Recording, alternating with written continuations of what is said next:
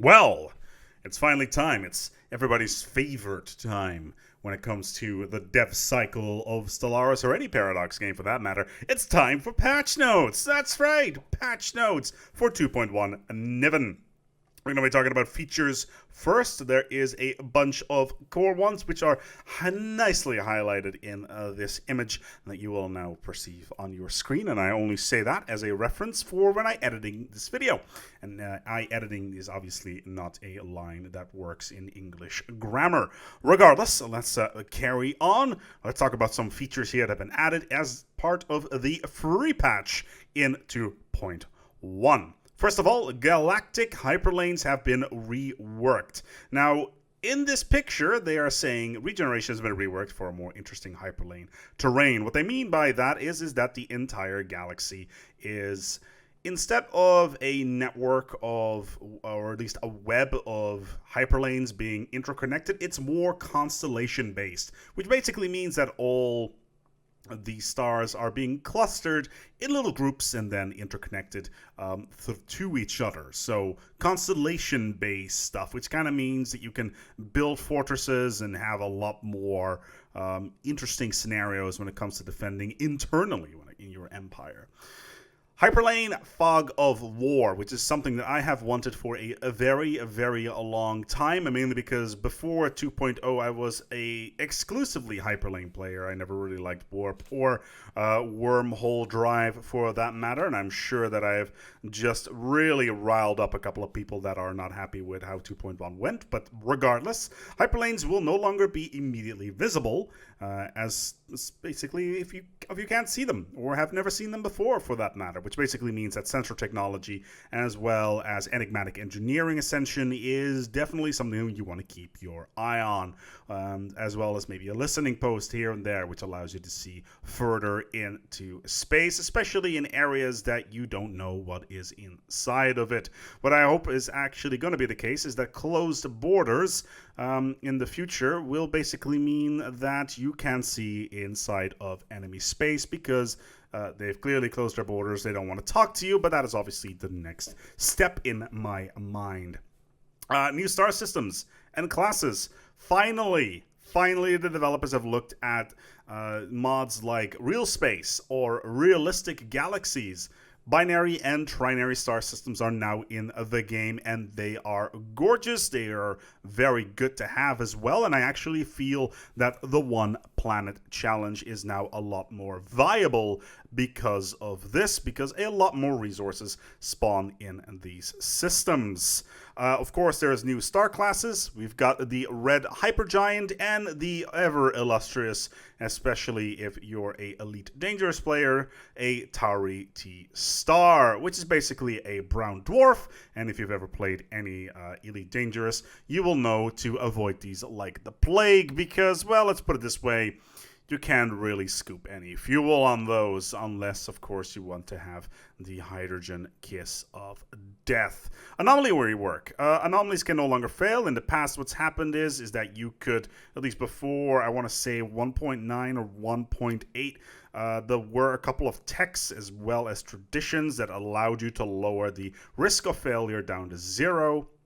Later on, this was raised to a minimum risk of 10 at all times, so it can go lower. That entire system has been packed up and thrown into the rubbish, and instead what we have is that all anomalies can be surveyed. However, they just take time based on their level as well as the level of your scientist. Now, in previously, anomalies would scale from 1 to 5. This has now been changed to 1 to 10 to scale better with the science system. And a bunch of anomalies have been reworked in order to fit with this system as well, at least from the base game. Of course, if you have the Distant Stars update, you'll be able to play along in the woods or in the fields or whatnot, and basically use all those hundreds of new anomalies to your delight. There is strategic resources that are being reworked. Apparently now they're rarer and more significant. If you troll Reddit, you'll see that some examples of this are not necessarily true, but yeah, they are now no longer clustered. They're all spread out all over the place, which I'm not a big fan of, to say the least. Like, previously, you would have one sector of the galaxy, and all the Teldar crystals would spawn there, and that is no longer the case, sadly. They are now all over the place, because everybody's special. And, of course, weapons are now crystals, and ores are defensive, and gases, I think, are planetary, so that's now a change as well. Subspace navigation... warp is kind of sort of back, with science ships being able to jump, or at least warp or subspace navigate, as it's so nicely put here, between systems that can normally no longer be reached due to war or close borders. So that actually pops up in the mid-game, and then you can play around with that. Let's check out the full changelog, shall we? Let's skip the story pack, because we have already gone over that in the story pack review. If you haven't seen that, feel free to check out the end of the video, because there will most likely be a link. And let's take a look at the free features. So the constellations we've talked about. Hyperlanes are no longer visible. We talked about binary, trinary systems, new classes. Tomb World tile set and city backdrop are definitely new, and for some reason I just got a notification. Okay. And anomalies have been reworked from 1 to 10. Anomalies can no longer fail. We talked about that. Older anomalies have been reworked to function properly. I'll give you a little bit of view on this. So basically the idea is... so previously, some anomalies would only spawn at certain stellar objects. So stars in particular only really had 3, 4, maybe 5, 10 tops. I like how I count up from there. Anomalies attached to them, whereas other orbital bodies had many, many more. However, once you would basically scan a star, it would then take from a table and then take the just a random anomaly. Considering the sheer lack of anomalies that were available, you would get some really rare things. For instance, Rousseau's teapot, which is the one that orbits the star at an improbable speed, and you don't necessarily know where it came from, and is of course very good for spiritualists, because they will bring you closer to God. It would spawn basically every single game pretty much instantly, whereas it was supposed to be exceptionally rare. That's right, it was supposed to be rare. Indeed. Strategic resources have been reworked. This has now been fixed, by the way, the previous thing. All strategic resources are now always visible, but require specific technologies to be mined. In the past, you would get the technology, and all of a sudden, your space will be full of strategic resources. Now you know that they're there, so you can aim to get them. At least, look for stuff and expand into certain directions, because strategic resources, turns out, are actually really, really good to have. They're no longer distributed according to galaxy clusters. I really don't like this change. Eldar crystals have been added, replacing Aurelium ore to go with the new crystals add weapon damage system. So basically explosive damage, i.e. missiles, are attached to Eldar crystals. Add experimental subspace navigation. Added a new alert for establishing communication, generating a strategic resource location within another empire's border, so you can aim towards the enemy easier, see which systems you want to claim, etc. And this is a really important one, actually. Now, this may seem relatively innocuous, but it's actually a huge lifesaver. Establishing communications with another empire that has a bypass. A bypass is specified as a gateway, a wormhole, or an L-gate within its border now counts as discovering this bypass type. This is actually a huge deal, because if you don't discover an L-gate early on, that's obviously only when you have distant stars, you won't be able to start researching L-gate tech. Same thing goes for gateways. If you never discovered a gateway in the galaxy, and especially if you have a lower version, or at least a lower counter on gateways, there's a good chance that you never find one, and then you try to build your own internal network, and then you can't use it because you never triggered the initial gateway event. There's a certain tree behind it. So this is actually a pretty big deal that this fixes this. I had some problems with that in the past. Survey speed increases per scientist level increased from 5% to 10% per level. So get that discovery tree going. Polytechnic education. So you can level your scientists quicker, and so they can scan quicker, so they can level quicker, so they can scan quicker. And then they can level quicker to scan quicker. And then get better anomaly is better or quicker.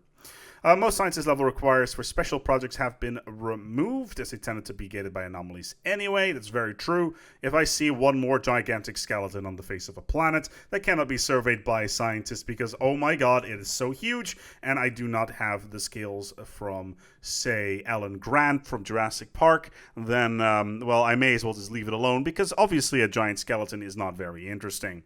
By the way, because the way anomalies work now, you will only get the giant skeleton once per game rather than 15 times. That's part of the anomaly fix, which is rather good because I was getting a little bit upset by the sheer amount of what is it called again? The one that gives you 6 society research on a gas giant. Not that I'm complaining about the fact that we would get so much society research. It's just a case of getting to see the same event every single time was like a little bit annoying. Decrease the outer boundary distance from fallen empires. So we've haven't really discussed this, but fallen empires in some cases can get pretty big. This has now been fixed. Oh, this was preventing more fallen empires from spawning in large galaxies. Interesting. So basically, fallen empires would be too big, and other ones would not spawn in other galaxies because they have a certain distance they need to spawn away from each other. Zero distillation is now tier 3 instead of a 4. That means that you can get cheaper shroud access earlier. What of the light. It's also tier 3 tech, which means it's cheaper to research if you can get it. It only spawns on gas giants inside of nebulae, so good luck with that. Rebalance resource, strategic resource tiers to better fit their effects. It's probably stuff like defensive and explosive and empire-related stuff.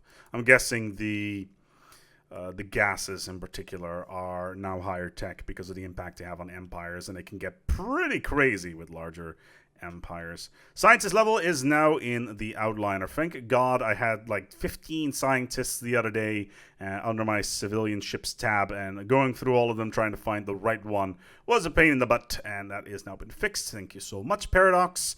Science ships now have a research anomalies and systems. Right click on systems, which is really nice because it's a huge lifesaver when it comes to quality of life. Basically what you have to do before is you had to select a science ship, then all the anomalies would be showing on the map, then you would have to click on the system and then right click on the anomaly in question. So now you still have the same amount of clicks, but now you can do everything from the map screen, so I guess that's nice. The situation log now has the anomaly list, which is really nice. Let's talk a little bit about AI, because it has one of the biggest dealios in this patch that I am so incredibly happy about. Fixed an issue where an AI would incorrectly allocate too much budgets to the navies when it could not support any more ships, resulting in underdeveloped empires. If you've watched any of the Cuddle Muffin series, which by the way is now dead, thank you 2.1, basically, we found a ton of empires that had almost no development, and this has now been fixed in 2.1. And the AI will retreat its Colossus if it's old by itself, and this could have been written pretty much by T.J. Hafer himself, as even a planet-destroying giant laser is cold comfort in the lonely depths of space. So, very cute. Got a bunch of modding stuff. The added tradition effect is really cool. I don't think there's any events in the game that does that, but it's kind of nice. Sealed wormholes, which is nice. It's a new bypass type for wormholes. So basically, there is a secret system in the game that has your shrouded world in it. That's what this is referring to. A couple of bug fixes. Pulsar Marauders have been fixed. I have no idea what it would be talk about. Fixed an edge case where Marauders would sometimes demand more tribute than what they should. Okay, some out of sync stuff, which is always good. There was one CTD here, which is nice. Iron Man UI was broken. Event ships can now be removed from fleet designs when they have been destroyed, which was nice because if I saw one more set of skirmishers clogging up my fleet designer, I would go completely ballistic. Fallen Empires will now avoid spawning at the edge of the galaxy. That's cool. Don't see how that helps with the smaller empire sizes, because that just means they will spawn closer to each other, which means they'll spawn less. Interesting. First contact tutorial mission will no longer trigger when encountering primitives. Alright, that makes sense. I always turn the tutorial off. Tutorial missions sometimes trigger for Gestalt consciousness. Interesting. Fix an issue where tutorial missions should sometimes trigger for Gestalt consciousness empires who should already know this instinctively. That's kind of cute. Mainly because Gestalt consciousness is obviously one of the more advanced versions of empires within the games. So, yeah. Cool.